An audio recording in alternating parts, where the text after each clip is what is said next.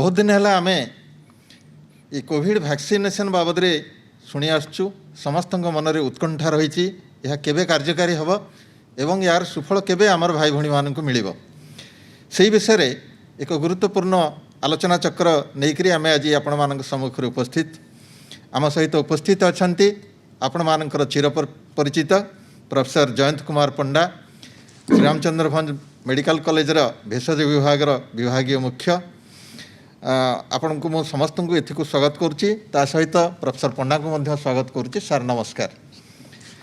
आज आमे ये कोविड वैक्सीनेशन संबंध रे आपण मानकु किछि तथ्य प्रदान करिवा ताहा मध्य सही प्रश्नोत्तरी कार्यक्रम माध्यम रे हबो जहाँ जनसाधारण भितर साधारण प्रश्न सब आसी ताकू नेइकरी आज आमर प्रश्नोत्तरी कार्यक्रम आम प्रस्तुत करिछु।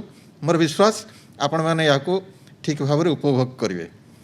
आम आसवा प्रथम प्रश्न को।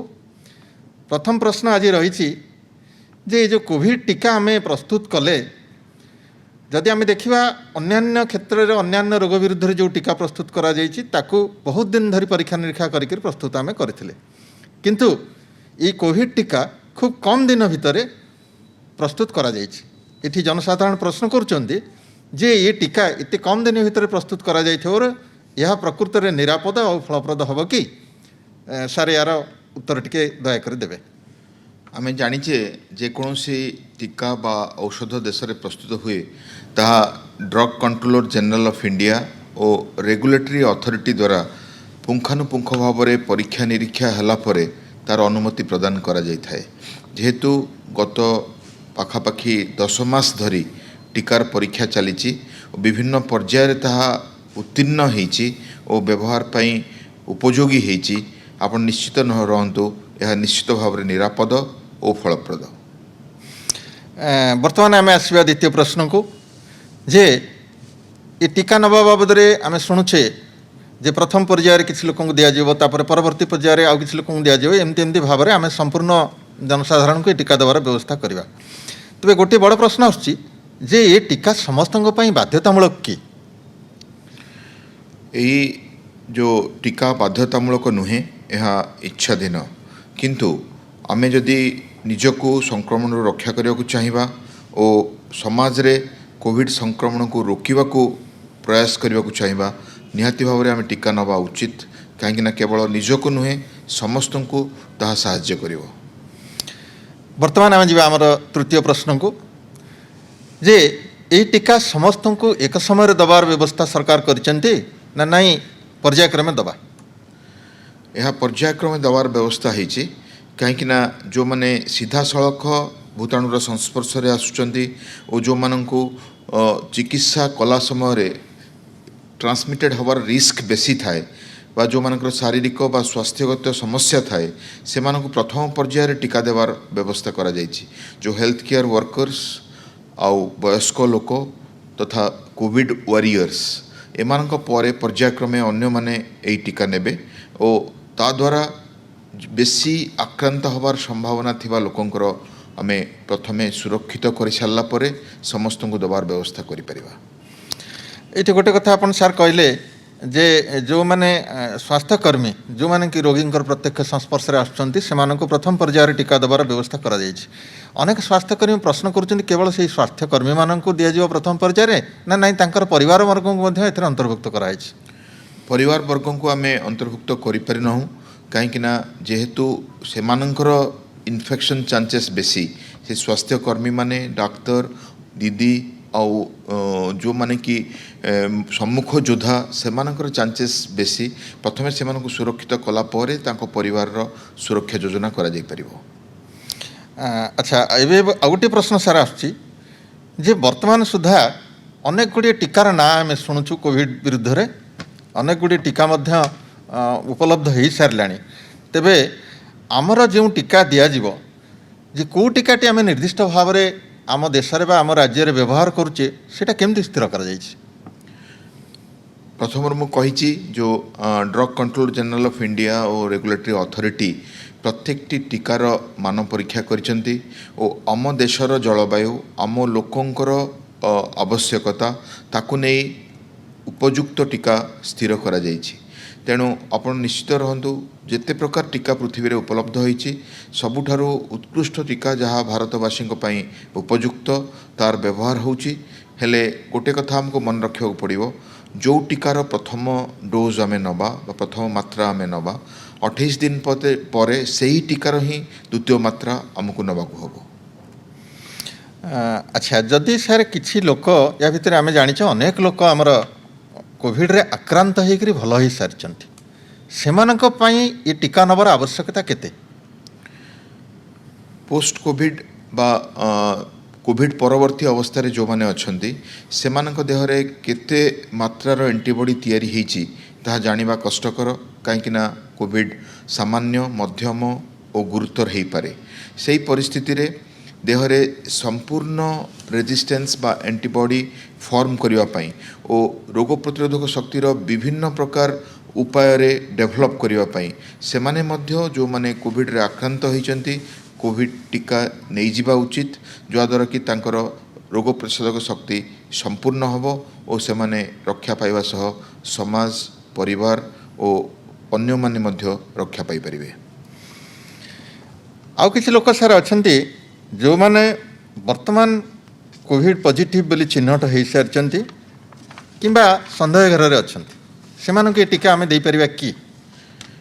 जो माने वर्तमान कोविड रे आक्रांत अछंती किंबा कोविड परीक्षा जाइए रिपोर्ट आसी नहीं से प्रकार परिस्थिति रे आमे 2 सप्ताह अपेक्षा करिबा कहीं एक्टिव इन्फेक्शन थिला बेले तांको वैक्सीनेट कले उचित हबो नहीं ताहा अन्य मानक मध्य एक्सपोज करिवार संभावना रहिबो तेणु 2 सप्ताह पर बा 14 दिन पर से माने जेतेबेले निजर आइसोलेशन और क्वारंटाइन कंप्लीट करिवे तांको आमे टीकादान देई परिबा। अच्छा बर्तमान आम जी आमर यार परवर्ती प्रश्न को आम देश में विकसित होता और दि जाऊा टीका अन्य देशर टीका भली समान भाव में कार्यक्षम माने तार कार्यकारिता विदेशी टीका सहित समान ना नाई किसी देशज टीका बोली से किसी कम कार्यकारिता तार रमती गोटे प्रश्न पचारुंट आम जनसाधारण जहाँ आमर फेज 1 फेज 2 फेज 3 ट्रायल रे देखा देइछि पृथ्वीर प्रत्येक टीका सह भारत में प्रस्तुत होइथिबा सीरम इंस्टीट्यूट रो कोविशील्ड हो बा भारत बायोटेक रो कोवैक्सीन हो ताहा संपूर्ण भाव में समान आउ सी मध्य सही परिमाणर रोग प्रतिरोधक शक्ति देई थाए जहाँ फाइजर मॉडर्ना स्पुटनिक बा साइनोभैक अन्य टीका पृथ्वीर देई थांती तेणु आपण निश्चित रुहंतु आमर देश में प्रस्तुत होइथिबा टीका इक्वली पोटेंट और से आमको रोग विरुद्ध रक्षा करेंगे तामाने यह मध्य अंतर्जातीय स्तर परीक्षा निरीक्षा मापदंड स्वीकृति लाभ करिछि। अच्छा परवर्ती प्रश्न को जीवा जे मु जने साधारण लोक मु केमती जानिबि जे ए जो मते ये टीका दिया जिवो कि नाही? आपण जेतेबेले पंजीकृत करूछंती आपण गोटे मोबाइल नंबर दौरान आपणकर जो आईडी प्रूफ दौरान से मोबाइल नंबर रे आपन को जणै दिया जिवो जे आपण को टीका कोठी दिया जिवो केबे दिया जिवो और से अनुसार आपण को आसी टीका केंद्र रे उपस्थित रहबो हबो। अच्छा आउ गोटे कथा सार आसुची जे जनसाधारण मन रे संदेह आसुची जे एते गुडी टीका हमर एका बेले के आम राज्य को आसुची बा आम देश को आसुची ये सब टीका गुड़ी को ठीक भाव में उपयुक्त तापमात्रा संरक्षण कर रखापी आम राज्य और देशर व्यवस्था अच्छी तो आमे जानिचे भारत टीकादान पई विश्व रे सर्वाग्रे अच्छी और कोटि कोटि माँ माने और शिशु माने प्रत्येक वर्ष आमर टीका ग्रहण करिथांती तेणु टीका संरक्षण करिबा और टीकादानर व्यवस्था करेबा से मु कहबी पृथ्वी रे भारत सबुठु आगरे अच्छी तेणु यही टीका को संरक्षित करवा और तार चेन कोल्ड चेन मेंटेन करी विभिन्न साइट थ्रू रे वैक्सीनेट करवा आम पई बिल्कुल समस्या हब नहीं। ये टीके आगु सर आप कहले जे पंजीकरण कर सारिबा परे टीकाकरण पे संपृक्त व्यक्ति पाखु तांको मोबाइल रे मेसेज जीव जे से टीकाकरण पे उपयुक्त विवेचित होइछन्ति बोली तबे बिना पंजीकरण रे कोन टीका दिया जाय परिबो नहीं? बिना पंजीकरण रे टीका दिया जाय परिबो नहीं आपणकर अनुष्ठान थ्रू रे हो बा आपण व्यक्तिगत भाव में कोविन ऐप को जाई पंजीकरण करिथांतु आपणकर आईडी प्रूफ आपणकर कैटेगरी और आपणकर फोन नंबर निहाती भाव में आवश्यक पंजीकृत कला पर ही आपणको टीकादानर विस्तृत विवरणी जणाई दिया जाय परिबो। ଆଚ୍ଛା ଯଦି ଜଣେ ହିତାଧିକାରୀ ସେ ପ୍ରକୃତ ପଞ୍ଜୀକୃତ ହେଇଛନ୍ତି ବୋଲି ଟିକାଦାନ କ୍ଷେତ୍ରରେ ବା ଟିକାଦାନ ସ୍ଥଳରେ ସେ ତାଙ୍କର ଫଟୋ ପରିଚୟପତ୍ର ଦେଖାଇ ପାରିଲେନି ବା ତାଙ୍କର ଆଇଡେଣ୍ଟିଟି ପ୍ରୁଫ୍ ଠିକ୍ ଭାବରେ ସେ ଦେଖାଇ ପାରୁନାହାନ୍ତି, ତାଙ୍କୁ ଟିକା ଦିଆଯିବ ନା ନାହିଁ? ସେ ପଞ୍ଜୀକରଣ ହେଇସାରିଛନ୍ତି କିନ୍ତୁ ଆଇଡେଣ୍ଟିଟି ପ୍ରୁଫ୍ଟା ସେଇଠି ଦେଖାଇ ପାରୁନାହାନ୍ତି। ପଞ୍ଜୀକରଣ ବେଳେ ଯେଉଁ ଫଟୋ ଆଇଡି କାର୍ଡ଼ ବ୍ୟବହାର କରାଯାଇଛି ପ୍ରିଫରେବଲି ତାହା ହିଁ ଆମକୁ ଟିକାଦାନ କେନ୍ଦ୍ରରେ ଦେଖାଇବାକୁ ପଡ଼ିବ, କାହିଁକିନା ତାହା ଆପଣଙ୍କୁ ଚିହ୍ନଟ କରିବ, ଆପଣଙ୍କ ଆଇଡେଣ୍ଟିଟିକୁ ଚିହ୍ନଟ କରିବ। ଆପଣ ଯଦି ତାହା ଦେଖାଇ ପାରୁନାହାନ୍ତି ଏହା ବୋଧେ ସମ୍ଭବ ହେବନି ଆପଣଙ୍କୁ ଟିକା ଦେବା। ତାମାନେ ସମସ୍ତେ ନିଜ ନିଜର ଫଟୋ ପରିଚୟପତ୍ର ବା ଅନ୍ୟାନ୍ୟ ଆଇଡେଣ୍ଟିଟି ପ୍ରୁଫ୍ ନେଇକରି ଯିବା ଦରକାର। ଆଚ୍ଛା ବର୍ତ୍ତମାନ ଗୋଟେ ପ୍ରଶ୍ନ ଆସୁଛି ଯେ ପଞ୍ଜୀକରଣ ପାଇଁ କ'ଣ କ'ଣ ସବୁ ଦସ୍ତାବିଜ ବା ଡକୁମେଣ୍ଟସ୍ ଆମେ ଦେଖାଇଲେ ସେଇଟା ଆଇଡେଣ୍ଟିଟି ପ୍ରୁଫ୍ ହିସାବରେ ଗ୍ରହଣଯୋଗ୍ୟ ହେବ? ଏଥର ପଞ୍ଜୀକରଣ ପାଇଁ ସରକାର ଅନେକ ଦସ୍ତାବିଜକୁ ଗ୍ରହଣ କରିଛନ୍ତି।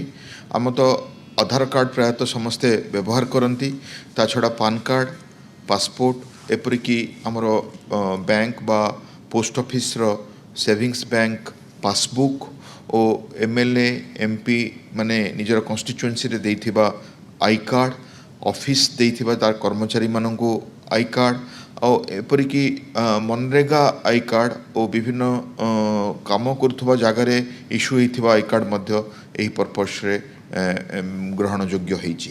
ତେଣୁ ସେଇ ଫଟୋ ଆଇଡି କାର୍ଡ଼କୁ ଆପଣ ନିଜେ କ୍ୟାରି କରିକି ସେଣ୍ଟରକୁ ଯାଆନ୍ତୁ, ଯାହାକୁ ପଞ୍ଜୀକରଣ ବେଳେ ଆପଣ ବ୍ୟବହାର କରିଛନ୍ତି। ଆଚ୍ଛା ଟିକାକରଣ ସ୍ଥାନରେ ଆମକୁ କିଛି ସ୍ୱତନ୍ତ୍ର ପ୍ରତିଷେଧକ ବ୍ୟବସ୍ଥା ଗ୍ରହଣ କରିବାର ଆବଶ୍ୟକତା ଅଛି ନା ନାହିଁ, ଏମିତି ସାଧାରଣ ଭାବରେ ଯାଇକରି ଟିକା ନେଲେ ବି ଚଳିବ?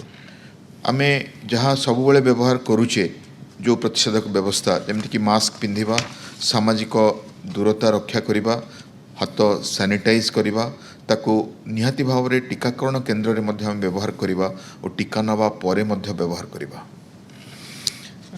ଟିକାକରଣ କେନ୍ଦ୍ରକୁ ସାର୍ ଥରେ କେତେ ଜଣ ଯାଇପାରିବେ, ମାନେ କେତେ ଜଣଙ୍କ ପାଇଁ ସେଠି ବସିବାର ବା ଯାଇକରି ସେ ଘରକୁ ପ୍ରବେଶ କରିବାର ସୁବିଧା ରହିଛି? ଥରରେ କେବଳ ଜଣେ ଟିକାକରଣ କେନ୍ଦ୍ରରେ ପ୍ରବେଶ କରିପାରିବେ ଓ ସେ ଟିକା ନେଲା ପରେ ଯେଉଁ ଅବଜରଭେସନ୍ ରୁମ୍ ଅଛି ସେ ଅବଜରଭେସନ୍ ରୁମ୍ରେ ଅନ୍ତତଃ 30 ମିନିଟ୍ ସେ ଅପେକ୍ଷା କରିବେ, କାହିଁକିନା ସେ ଭିତରେ ଯଦି କିଛି ତାଙ୍କର ପାର୍ଶ୍ୱ ପ୍ରତିକ୍ରିୟା ଦେଖାଦିଏ ତାର ଚିକିତ୍ସା କରାଯାଇପାରିବ। ଟିକେ ସାର୍ ଆମକୁ ଏଇଠି କହିବେ କି ଯେ ସେଇ ଯେଉଁ ପାର୍ଶ୍ୱ ପ୍ରତିକ୍ରିୟା କଥା କହୁଛନ୍ତି କ'ଣ କ'ଣ ତା ଭିତରେ ହେଇପାରେ ପାର୍ଶ୍ୱ ପ୍ରତିକ୍ରିୟା ଯେଉଁଟାକି ଜନସାଧାରଣ ଜାଣିବା ଦରକାର ଯେ ଏଇଆ ହେଲେ ଆମେ ସେଠି ସ୍ୱାସ୍ଥ୍ୟ କର୍ମଚାରୀଙ୍କୁ ଜଣାଇବୁ? ପ୍ରାୟତଃ ପାର୍ଶ୍ୱ ପ୍ରତିକ୍ରିୟା ବିଶେଷ ନାହିଁ, ଯାହା ଆମର ଟ୍ରାଏଲ୍ରେ ଦେଖାଦେଇଛି ବା ଅନ୍ୟ ଦେଶମାନଙ୍କର ଟିକାକରଣରେ ଦେଖାଦେଇଛି। ସାମାନ୍ୟ ଜ୍ୱର ଆସିପାରେ, ଟିକାକରଣ ସ୍ଥାନରେ ଟିକେ ଫୁଲିପାରେ ବା ବଥା ହେଇପାରେ। ତା ଛଡ଼ା ଯଦି ଆପଣଙ୍କର ମୁଣ୍ଡ ବୁଲାଏ, ଧଇଁସଇଁ ଲାଗେ ବା ଯେକୌଣସି ଲକ୍ଷଣ ବାନ୍ତି ଲାଗିବା ବା କାଶ ହେବା କିଛି ଯଦି ଲକ୍ଷଣ ଦେଖାଦିଏ ଆପଣ ତୁରନ୍ତ ଡାକ୍ତର ଦିଦି ବା ଆଶାକର୍ମୀଙ୍କୁ ଯୋଗାଯୋଗ କରିପାରିବେ। ସେଇ ଟିକାକରଣ କେନ୍ଦ୍ରରେ ହେଉ ବା ଫେରି ଆସିଲା ପରେ ଘରେ ହେଉ କିଛି ଲକ୍ଷଣ ପାଇଁ ଆପଣ ନିଜେ ୱାଚ୍ କରନ୍ତୁ। ଆଉ ପ୍ରାୟତଃ ସେଇ ଲକ୍ଷଣ ଦେଖାଦେବ ନାହିଁ, କିନ୍ତୁ ଯଦି କିଛି ସାମାନ୍ୟ ଲକ୍ଷଣ ଦେଖାଦେଲା ତାକୁ ଆମେ ସିମ୍ପଟୋମେଟିକ୍ ମେଡ଼ିସିନ୍ ଯେମିତିକି ପାରାସିଟାମଲ୍, ଲିଭୋସେଟ୍ରିଜିନ୍ ଇତ୍ୟାଦି ଦ୍ୱାରା ନିୟନ୍ତ୍ରଣ କରିବାକୁ ପଡ଼ିବ। ତ ଆପଣ ତୁରନ୍ତ ତାର ରିପୋର୍ଟିଂ ଡକ୍ଟର ବା ସ୍ୱାସ୍ଥ୍ୟକର୍ମୀଙ୍କୁ କରିବେ। ଟିକା ନେଇସାରିଲା ପରେ ସାର୍ ଆମେ ଟିକା ନେଇସାରିଛୁ ବୋଲି ତାର କିଛି ପ୍ରମାଣପତ୍ର ଦେବାର ବ୍ୟବସ୍ଥା ଅଛି? କାରଣ ପରେ ମଧ୍ୟ ଆମକୁ କେହି ପଚାରି ପାରନ୍ତି କୌଣସି ଜାଗାରେ, ଯେମିତି ବର୍ତ୍ତମାନ ଆମେ ଜଗନ୍ନାଥ ମନ୍ଦିରକୁ ଗଲେ ସେଠି ପଚାରୁଛନ୍ତି ଯେ ତୁମେ କୋଭିଡ଼ ପରୀକ୍ଷା କରିଛ କି ନାହିଁ।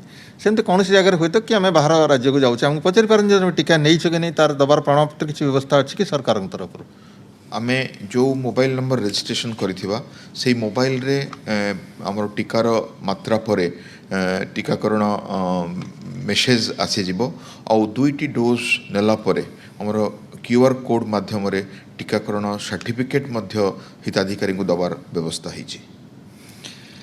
ଆଚ୍ଛା ଯଦି ସାର୍ ଜଣେ କିଛି ଗୁରୁତର ରୋଗ ଭୋଗୁଛି, ଯେମିତିକି କ୍ୟାନ୍ସର ଅଛି, ଡାଇବେଟିସ୍ ଅଛି, କିଡ଼ନୀ ଡିଜିଜ୍ ଅଛି, ବ୍ଲଡ଼ ପ୍ରେସର ଅଛି, ସେଇ ଯେଉଁ ରୋଗ ଯେଉଁମାନେ ଭୋଗୁଥିବେ ସେମାନେ ଏ ଟିକା ନେଇପାରିବେ ନା ନାହିଁ?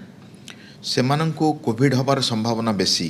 ଆମେ ଜାଣିଛେ କ୍ୟାନ୍ସର ରୋଗୀ, ହୃଦରୋଗୀ, କିଡ଼ନୀ ରୋଗୀ, ହାର୍ଟ ଫେଲିୟର ରୋଗୀ, ଡାଇବେଟିସ୍, ଉଚ୍ଚ ରକ୍ତଚାପ ବା ଯେଉଁମାନେ କୋଲାଜେନ୍ ଭାସ୍କୁଲାର ରୋଗ କ୍ରନିକ୍ ଡିଜିଜ୍ରେ ପୀଡ଼ିତ ସେମାନଙ୍କର ରୋଗ ପ୍ରତିରୋଧକ ଶକ୍ତି କମ୍ ଥାଏ ଓ ସେମାନେ କୋଭିଡ଼ରେ ଆକ୍ରାନ୍ତ ହେବାର ସମ୍ଭାବନା ବେଶୀ ଥାଏ।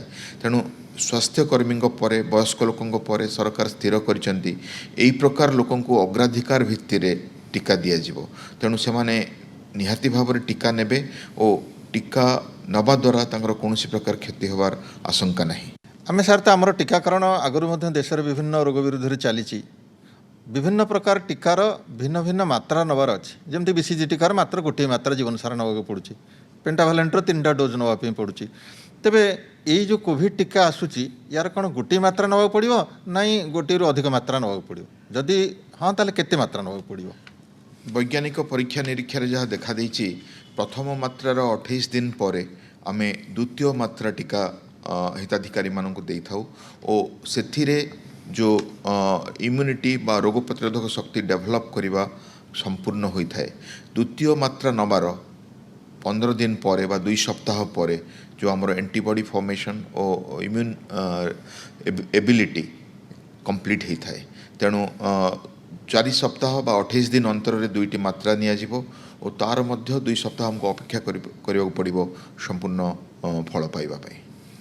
गर्भवती महिला मान क्षेत्र में कौन ए विषय निर्णय नि सार तांको दिया जीवो कि टीका ना ना जिते परीक्षा निरीक्षा होती से भितरे गर्भवती महिला विषय कौन उत्कर्ष बाहरी पारि नाही किंतु गर्भवती महिला कोविड आक्रांत होवार संभावना बेसी और से माने टीका नबार आवश्यकता रही से परिस्थिति रे मु सजेस्ट करी जे जो डॉक्टर से फॉलोअप करुँच बा से गर्भ चिकित्सा करुँच स्वास्थ्य विषय जानी परामर्श क्रमे यही जो गर्भवती महिला टीकादान योजना करा जाय पारे।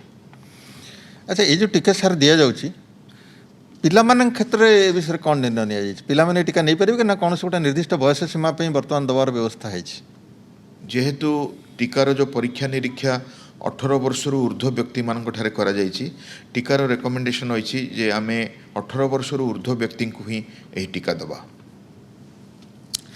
केते लोक सार पचारुछन जे आमे शुणुचु ए टीका नबा परे मध्य आमको सेमती मास्क पिंधिबा हाथ धोइबा आउ शारीरिक दूरत्व बजाय रखिबा ए सब प्रति गुरुत्व देवाक पड़िबो ए सब काई करबा आमे तो टीका नेले टीका नै गेला परे आमे रोगरु रक्षा पाइबार बाट पाइगले ये सब व्यवस्था पूर्व प्रचलित व्यवस्था को पुणी आपणेबार कौन आवश्यकता रही आमे जानिचे जे कोविड-19 बा कोरोना भूताणु कौन सी गोटाए प्रोसेस रे संपूर्ण भाव में नियंत्रित हेब नहीं कहीं ना गोटे महामारी परिस्थिति तो आम विभिन्न प्रकार उपाय चेष्टा करुचे ताको नियंत्रण करने तेणु आमर जो प्रतिषेधक व्यवस्था सोशल वैक्सीनेशन हाथ धोइबा सैनिटाइजर व्यवहार करवा मास्क पिंधिबा सामाजिक दूरता रखिबा ताहा टीकाकरण बेले और टीकाकरण परे मध्य आमको अभ्यास करने को पड़ो जिते जाए महामारी परिस्थिति आम संपूर्ण भाव में मुक्त पाइने।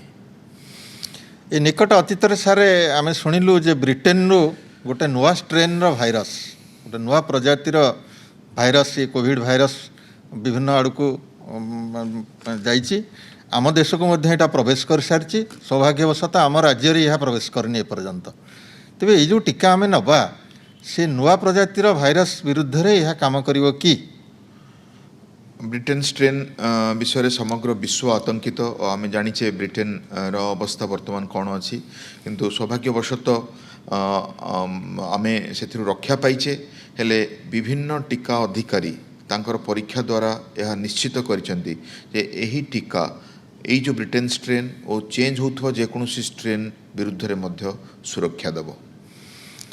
अच्छा ये जो टीका आम दबा सार आम राज्य तो गुड़ी लोक ने आम जहाँ हिसाब कला प्रथम पर्याय दबा आमर स्वास्थ्यकर्मी मानक आगधाड़ी कर्मचारी मानक एम सामिल करुचे इतने लोक टीका नवाई केते दिन पाखापाखि समय लगे सार के दिन भितर संपूर्ण सरब ये कार्यक्रम लोक भारी व्यस्त हो पड़े जानापी आमर प्रथम पर्याय आपन जानती जे ओडिशा रे पाखापाखि 3 लाख उपरे लोक 3,26,000 पाखापाखि लोक टीका देवाई योजना होती जो मैंने कि स्वास्थ्यकर्मी डाक्तर आउ कोविड योद्धा अच्छा आउ देश में पाखापाखि 3 कोटी लोकंर योजना करा जायछि राज्य रे जहाँ अनुमान करा जाउछि 2 मास भितर यही टीकाकरण कार्यक्रम यही पर्यायर संपूर्ण हम। अच्छा वर्तमान ଆଉ ଗୋଟେ କଥା ଉଠୁଛି ଅବଶ୍ୟ ଏଇଟା ପଚାରିବା କଥା ନୁହେଁ, ତଥାପି ଜନସାଧାରଣ ଜାଣିବା ପାଇଁ ଚାହୁଁଛନ୍ତି ଯେ ଏଇଟା ସମ୍ପୂର୍ଣ୍ଣ ମାଗଣା ଦିଆଯିବ ତ ନା ନାହିଁ କିଛି ପଇସା କେଉଁଠି ଦେବାକୁ ପଡ଼ିବ? ବର୍ତ୍ତମାନ ଯେଉଁ ପ୍ରଥମ ପର୍ଯ୍ୟାୟର ଟିକାକରଣ ସ୍ୱାସ୍ଥ୍ୟକର୍ମୀ ମାନଙ୍କୁ, କୋରୋନା ଯୋଦ୍ଧା ମାନଙ୍କୁ, ବୟସ୍କ ଲୋକମାନଙ୍କୁ ସରକାର ସ୍ଥିର କରିଛନ୍ତି ତାହା ମାଗଣାରେ ଦିଆଯିବ। ଆଚ୍ଛା, ଯେ ବିଦେଶରେ ଜଣେ ଡାକ୍ତର ଓ ଜଣେ ନର୍ସ ଏହି ଟିକା ନେବା ପରେ ମୃତ୍ୟୁବରଣ କରିଥିବାର ଗୋଟେ ଖବର ବିଭିନ୍ନ ଗଣମାଧ୍ୟମରେ ଆସିଛି। ତେବେ ଏ ସମ୍ବନ୍ଧରେ କ'ଣ ପ୍ରକୃତ ତଥ୍ୟ ରହିଛି ଆଉ ଏ ବିପଦର ଆଶଙ୍କା ଆମ ରାଜ୍ୟରେ ନାହିଁ ତ? ବିଭିନ୍ନ ଟିକାର ଯେଉଁ ପରୀକ୍ଷା ନିରୀକ୍ଷା କରାଯାଇଛି ଓ ତାର ଯେଉଁ side effect profile adverse reactions note କରାଯାଇଛି ସେଥିରେ କୌଣସି ବିପଦ ଆସିନାହିଁ। ତେଣୁ ସେମାନେ ଟିକା ଯୋଗୁଁ ମୃତ୍ୟୁବରଣ କରିଛନ୍ତି ବୋଲି କୌଣସି ପ୍ରମାଣ ହେଇନାହିଁ। ଅନ୍ୟ କାରଣ ମଧ୍ୟ ହେଇପାରେ। ତେଣୁ ମୁଁ ସମସ୍ତଙ୍କୁ କହିବି ଏହି ଆଶଙ୍କା ମନରୁ ଦୂର କରନ୍ତୁ ଯେ ଟିକା ଦ୍ୱାରା ଆପଣଙ୍କର କ'ଣ କିଛି କ୍ଷତି ହେଇପାରେ।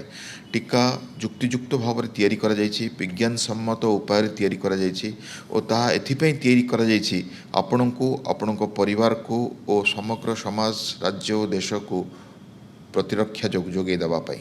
ତାହା ନେବା ଦ୍ୱାରା ଆପଣ ସୁରକ୍ଷିତ, ରାଜ୍ୟ ଓ ଦେଶ ସୁରକ୍ଷିତ।